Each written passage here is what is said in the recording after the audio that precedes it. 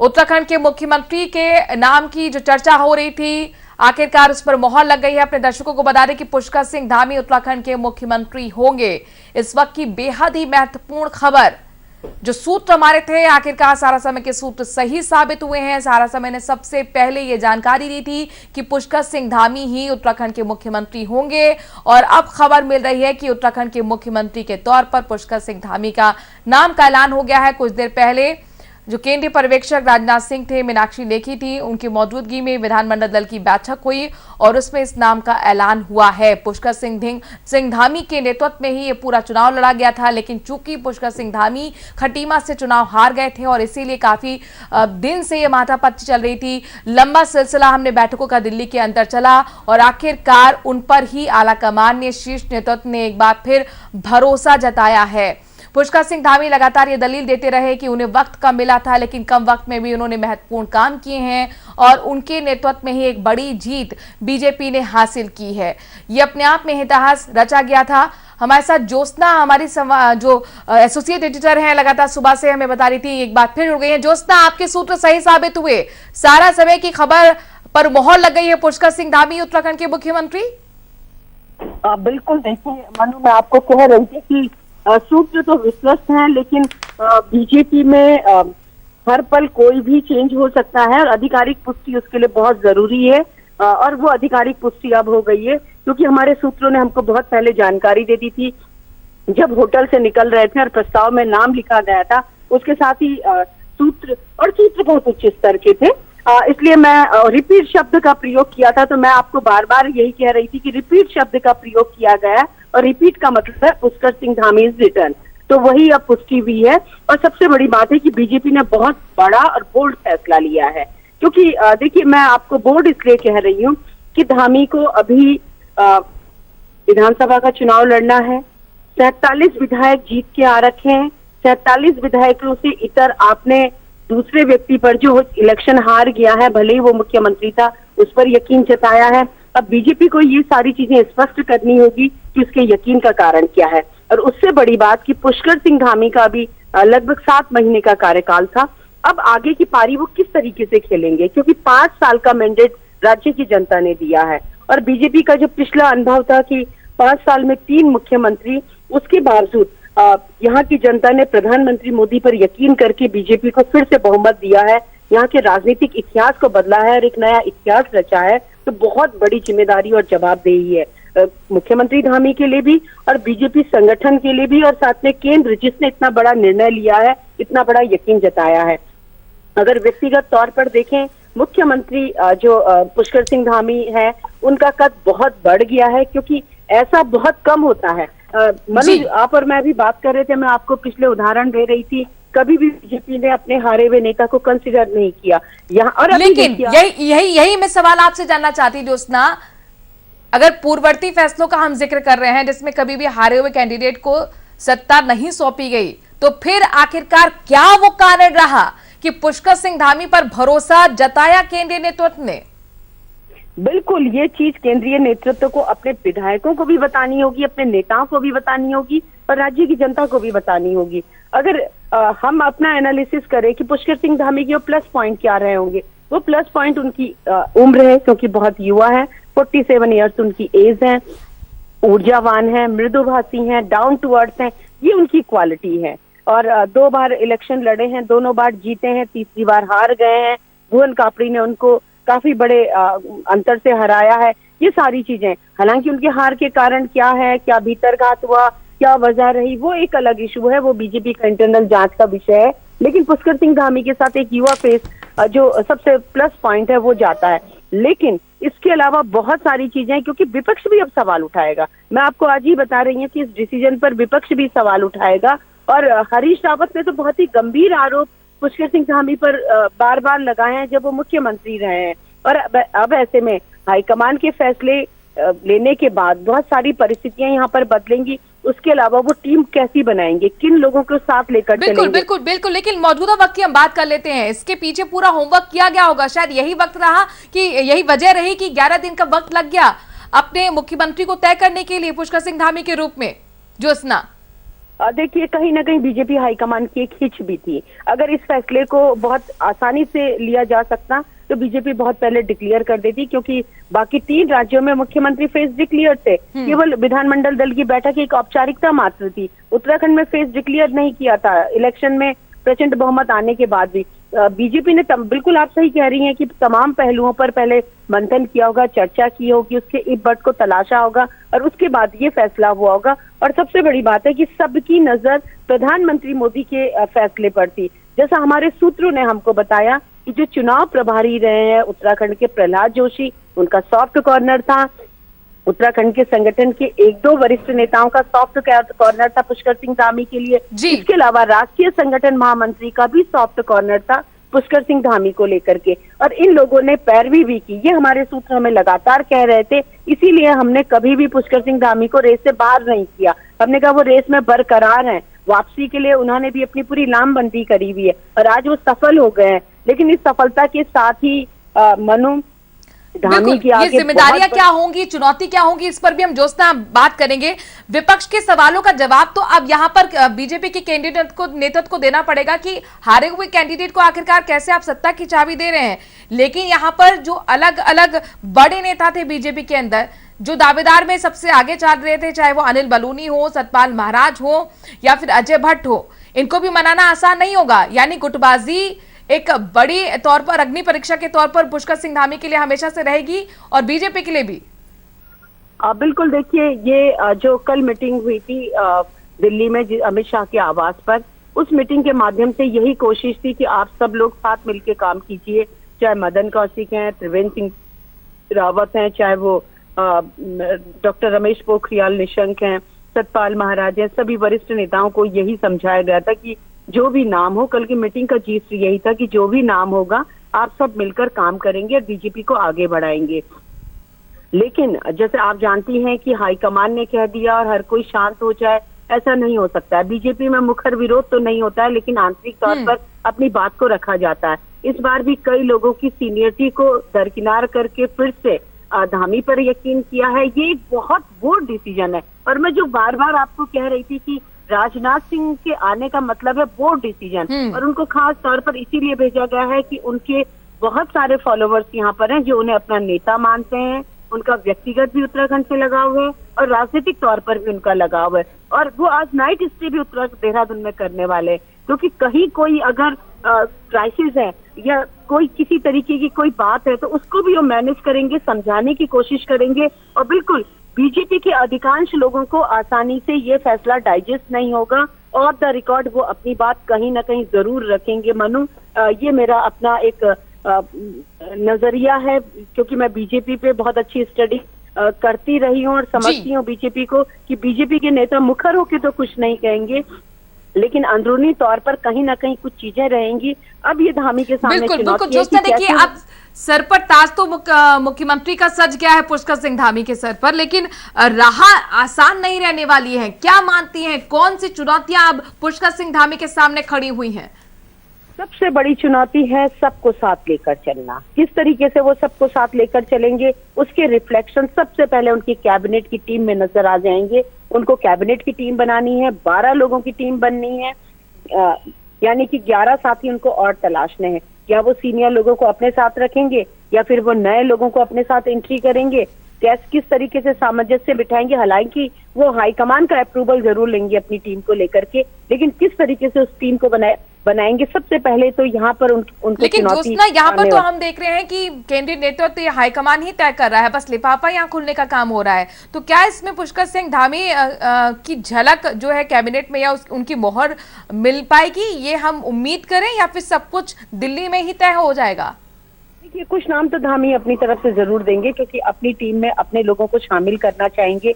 वो अलग बात है कि अभी 22 के चुनाव में धामी के जो नजदीकी लोग थे, चाहे वो विधायक थे या पूर्व कैबिनेट मिनिस्टर यतीश्वरानंद थे, अपने नजदीकी लोग सभी चुनाव हार गए हैं।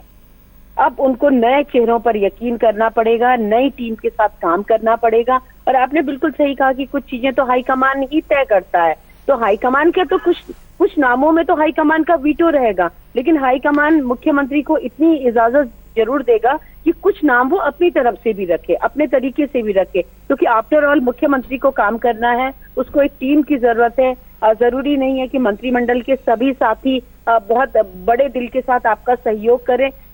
और जिन परिस्थितियों में धामी मुख्यमंत्री बने हैं, उनके सामने जिम्मेदारी और जवाबदेही से बड़ी ज्यादा उनके सामने चुनौतियां ज्यादा हैं। जैसे आप और हम जिक्र कर रहे हैं कि दोबारा इतिहास रचा है बीजेपी ने, यानी दोबारा सरकार बनी है, तो उम्मीदें और ज्यादा है। उनको 6 महीने के अंदर इलेक्शन भी लड़ना है, कहाँ से सीट खाली होगी इस तरफ भी पॉलिटिकल मैनेजमेंट करना है कि क्या अपने 43 साथियों में से ही किसी की सीट खाली करवानी है, या कांग्रेस में सेंधमारी करनी है, या अन्य दल में सेंधमारी करनी है, ये उनको देखना होगा। इसके अलावा 24 में चुनाव है, 24 के चुनाव में अभी तक 2 बार यानी कि 2014 में और 2019 में लोकसभा चुनाव में 5 की 5 सीटें बीजेपी को गई है, तो 24 में भी वो 5 उनको हाईकमान को गिफ्ट करनी होगी। तो ये सारी चुनौतियां हैं। और ये जिसना हम चुनौती की बात कर रहे हैं, लेकिन एक चुनौती और भी बहुत महत्वपूर्ण है, वो सिर्फ ना पुष्कर सिंह धामी के लिए है बल्कि बीजेपी के लिए भी है, राजनीतिक अस्थिरता जो हमेशा से बीजेपी के लिए सरदर्द बनी रही है।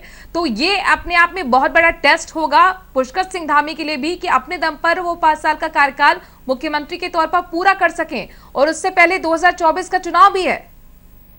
देखिए, आज ये बहुत ही इंटरेस्टिंग वाकया है मनु, आपसे शेयर कर रही हूँ। आज जब हम विधानसभा में थे, विधायकों की ओट चल रही थी, तो वहां भी चर्चा यही थी कि कमान किसके हाथ में होगी, कौन मुख्यमंत्री बनेगा।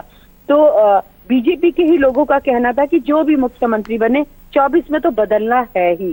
अब आप सोचिए कि आज ही ये नजरिया है कि 24 में लोकसभा चुनाव, अगर रिजल्ट फेवर में हुए तो वेल एंड गुड, अगर फेवर में नहीं हुए तो फिर चेंज होगा, या उससे पहले राज्य में माहौल बीजेपी के फेवर में बहुत ज्यादा नजर न आया तो एंटी इनकम्बेंसी को खत्म करने के लिए चेहरा बदलना होगा। यानी कि बीजेपी के लोग खुद मानकर चल रहे हैं कि मुख्यमंत्री तो बदला ही जाएगा कुछ महीनों, मतलब 1.5-2 साल बाद, और 24 उन्होंने टारगेट माना। का पलड़ा भारी पड़ा। बिल्कुल, आपको बताना चाहूंगा इस वक्त की सबसे बड़ी खबर है कि उत्तराखंड में भारतीय जनता पार्टी ने अपना मुख्यमंत्री चुन लिया है, और विधानमंडल दल की बैठक में केंद्रीय पर्यवेक्षक राजनाथ सिंह और सह पर्यवेक्षक के तौर पर मीनाक्षी लेखी के साथ तमाम सांसद, प्रदेश प्रभारी, सह प्रभारी, प्रदेश अध्यक्ष, कार्यवाहक मुख्यमंत्री बैठक में मौजूद रहे। और अंतिम मुहर जो है वो कार्यवाहक मुख्यमंत्री यानी नेता सदन के तौर पर पुष्कर सिंह धामी 12वें मुख्यमंत्री उत्तराखंड के बन चुके हैं। विधायकों ने अपना नेता सदन चुन लिया है, यानी मुख्यमंत्री अब पुष्कर सिंह धामी बन चुके हैं। सबसे बड़ी बात है, पुष्कर सिंह धामी भले ही खटीमा से चुनाव हार गए थे, लेकिन उनके नेतृत्व में उत्तराखंड विधानसभा चुनाव 2022 लड़ा गया था। पहले 60 सीटों को लक्ष्य जीतने का निर्धारित किया गया था, उसके बाद दूसरा लक्ष्य निर्धारित किया गया था, और दूसरे लक्ष्य की प्राप्ति करते हुए 47 सीटें जीत करके भारतीय जनता पार्टी ने प्रचंड बहुमत की सरकार उत्तराखंड में बनाने का प्रयास कर रही है। और इसके अलावा अगर हम बात करें तो 57 जहां पहले विधायक मिले थे, अब 47 विधायक मिले हैं, और पुष्कर सिंह धामी को एक बार फिर से केंद्रीय आलाकमान ने जीवनदान देते हुए उनके नाम पर अंतिम रायशुमारी करते हुए विधायकों ने से रायशुमारी होने के बाद उनके नाम पर अंतिम मुहर लगी है। ये भारतीय जनता पार्टी का प्रदेश मुख्यालय है। यहाँ की अगर आप तस्वीरें देखेंगे तो किस प्रकार से आतिशबाजी यहाँ हो रही है, कार्यकर्ता यहाँ पर है, पुष्कर सिंह धामी के समर्थन में नारे लग रहे हैं। राजनाथ सिंह जो केंद्रीय पर्यवेक्षक है, कुछ देर पहले बाकायदा मीडिया से मुखातिब हुए, उनके साथ पुष्कर सिंह धामी थे जो अब नए मुख्यमंत्री बनने जा रहे हैं, यानी 12वें मुख्यमंत्री के तौर पर पद एवं गोपनीयता की वो शपथ लेंगे। उनके साथ कितने मंत्री शपथ लेंगे इस पर संगठन काम करेगा, सरकार पुष्कर सिंह धामी काम करेंगे, लेकिन उसकी सारी रणनीति बन चुकी है। परेड ग्राउंड में ऐतिहासिक कार्यक्रम किया जाएगा, पुष्कर सिंह धामी मुख्यमंत्री पद की शपथ लेंगे, और उसमें प्रधानमंत्री और राष्ट्रीय अध्यक्ष के अलावा गृह मंत्री और तमाम प्रदेशों के मुख्यमंत्रियों को न्योता भेजा जाएगा। यह अलग बात है कि वो आते हैं या नहीं आते हैं, समय मिल पाता है या नहीं मिल पाता है, लेकिन शपथ ग्रहण समारोह कब होगा इसकी बात अभी सामने नहीं आई है। लेकिन भारतीय जनता पार्टी की तरफ से सरकार बनाने का दावा राजभवन में आज शाम जरूर पेश किया जाएगा, और उसके बाद ही शपथ ग्रहण का कार्यक्रम आगे शुभ मुहूर्त देख करके किया जाएगा। लेकिन भारतीय जनता पार्टी के प्रदेश मुख्यालय में इस वक्त तमाम विधायक एक एक के बाद बाहर निकल रहे हैं, वापस जा रहे हैं, यानी विधानमंडल दल की बैठक का जो औचित्य था वो पूर्ण हो चुका है। पुष्कर सिंह धामी राज्य के 12वें मुख्यमंत्री के तौर पर अब चुन लिए गए हैं। यानी ये तस्वीरें देखिए, ये भीड़ है, ये तस्वीर आप अंदाजा लगा सकते हैं कि किस प्रकार का माहौल है, जश्न है, और भारतीय जनता पार्टी के तमाम कार्यकर्ता, तमाम विधायक उनके समर्थन में, पुष्कर सिंह धामी के समर्थन में नारे लगा रहे हैं, आतिशबाजी कर रहे हैं। और ये भीड़ देख सकते हैं आप, अंदाजा लगा सकते हैं कि कसमकस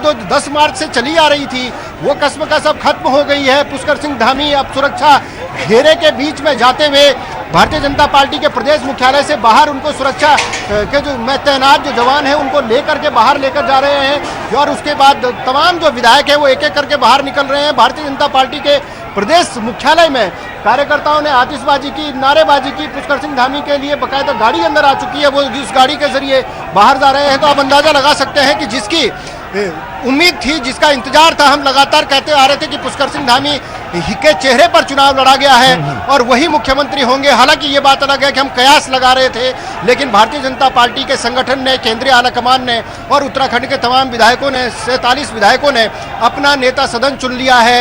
यानी भारतीय जनता पार्टी ने मुख्यमंत्री के नाम का ऐलान कर दिया है। केंद्रीय पर्यवेक्षक राजनाथ सिंह ने कुछ देर पहले इस बात का ऐलान किया है कि मुख्यमंत्री पुष्कर सिंह धामी ही होंगे।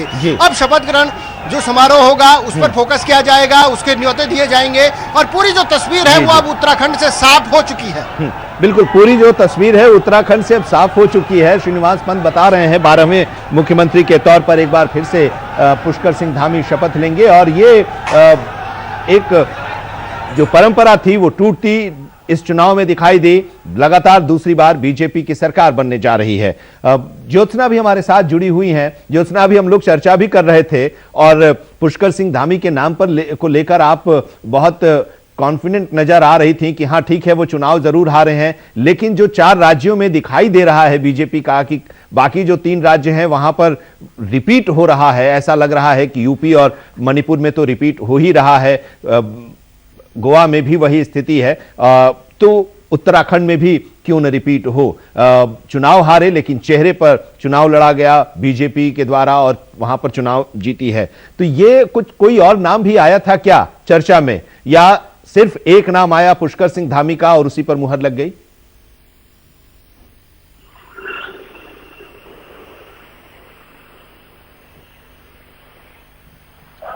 ज्योत्सना, हमें आप सुन पा रही हैं?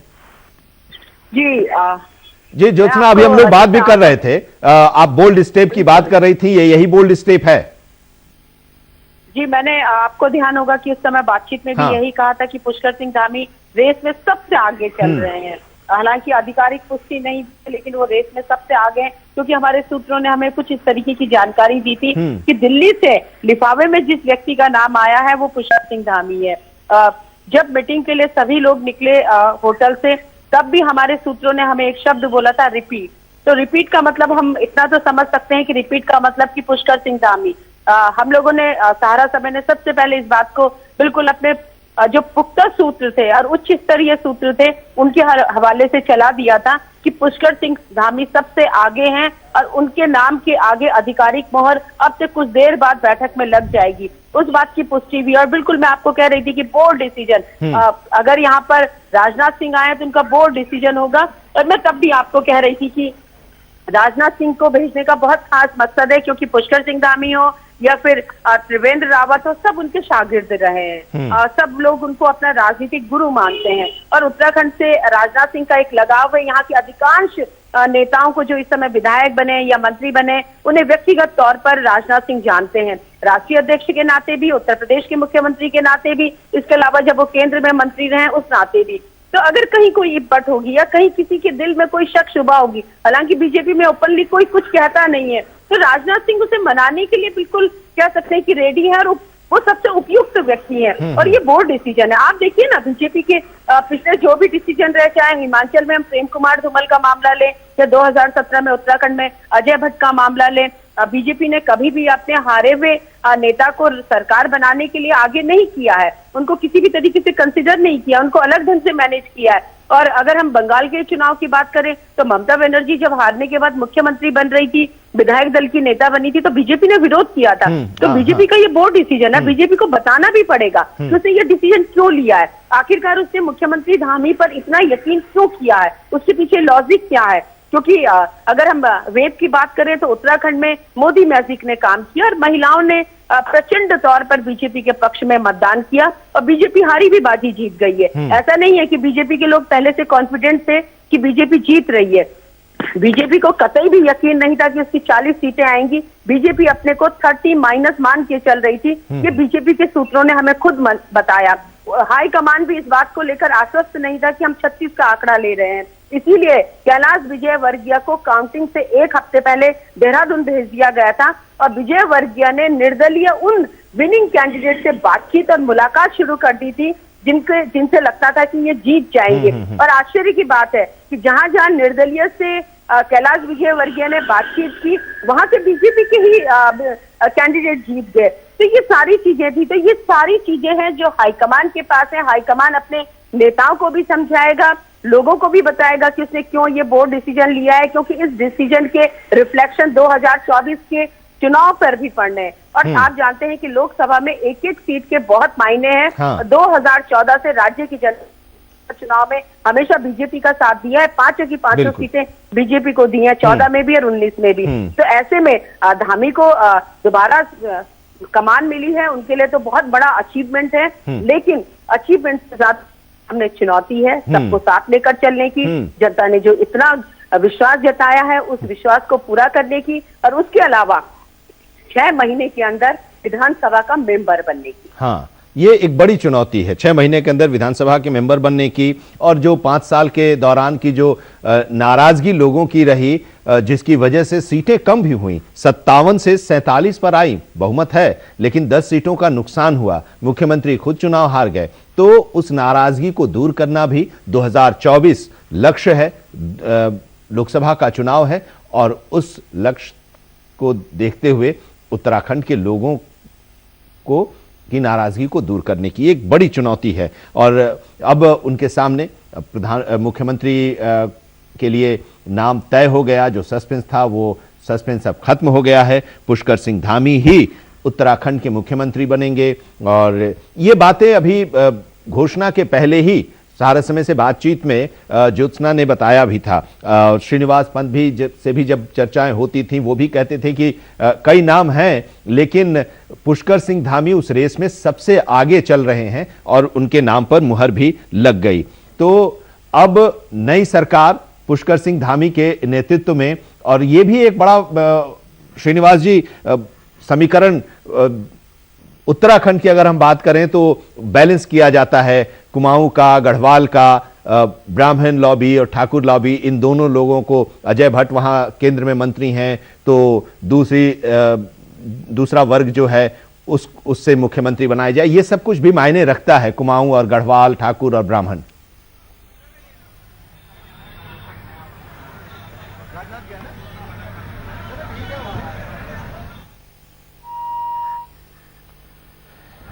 तो विधायक दल की बैठक हुई और उस विधायक दल के बैठक में पुष्कर सिंह धामी के नाम का प्रस्ताव आया और सभी विधायकों ने, जैसा कि अभी तक की खबर आ रही है कि पुष्कर सिंह धामी के नाम पर सहमति व्यक्त की। विधायक दल के नेता निर्वाचित हुए हैं। हालांकि वो खटीमा से इस बार चुनाव हार गए हैं लेकिन अब उनके नेतृत्व में सरकार बनेगी और 6 महीने के अंदर उन्हें विधानसभा की सदस्यता लेनी होगी, चुनाव लड़नी होगी और चुनाव लड़कर जीतना होगा। ये एक चुनौती भी है। हालांकि कई विधायक, करीब 6-7 विधायक ऐसे थे जो चुनाव जीते हैं। उन लोगों ने पहले ही पेशकश की थी कि पुष्कर सिंह धामी को मुख्यमंत्री बनाया जाए और उनके लिए वो सीट छोड़ने के लिए तैयार हैं। अपनी अपनी सीटें छोड़ने के लिए भी कुछ विधायकों ने पेशकश भी कर दी थी कि वो तैयार हैं। तो ये बीजेपी के लिए या पुष्कर सिंह धामी के लिए नहीं कि कोई सीट खाली होगी और उस सीट से वो चुनाव लड़ेंगे, विधानसभा में जाएंगे, लेकिन चुनौती उनके सामने नई सरकार की जरूर होगी। बहुत बहुत शुक्रिया हमारे साथ जुड़ने के लिए ज्योत्सना आपका, और शुक्रिया श्रीनिवास पंत आपका भी। फिलहाल एक छोटा सा ब्रेक, आप बने रहिए सारा समय के साथ।